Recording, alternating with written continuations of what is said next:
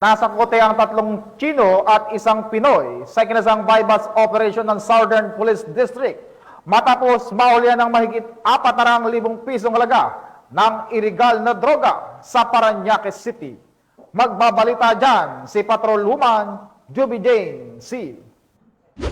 Estado sa isinagawang bypass operation ng mga tauhan ng Southern Police District ang iligal na aktibidad ng 3 Chinese nationals at isang Filipino na naganap sa Access Road, Barangay Dongalo sa Parañaque City.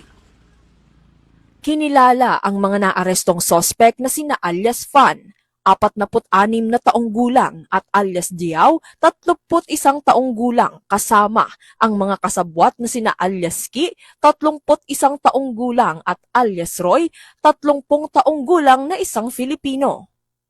Nakumpiska ng mga operatiba ng Parañaque City Station Drug Enforcement Unit ang operasyon na nagresulta sa pagkaka-recover ng mga pakete ng shabu na tumitimbang ng humigit kumulang sa 62 gramo na may halaga na 421,600 at 8 heat-sealed plastic foil pack na naglalaman ng powder ng hinihinalang Happy Water Drug Cocktail na nagkakahalaga ng 20,000 pesos.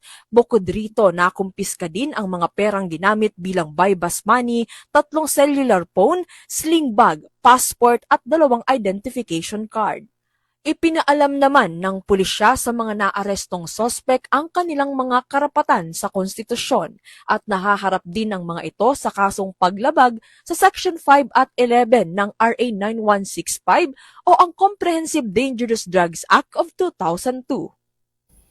Mula dito sa Metro Manila, ako ang inyong PNN correspondent, Patrolwoman Juby Jane C, alagad ng batas, tagataguyod ng Balitang Pulis.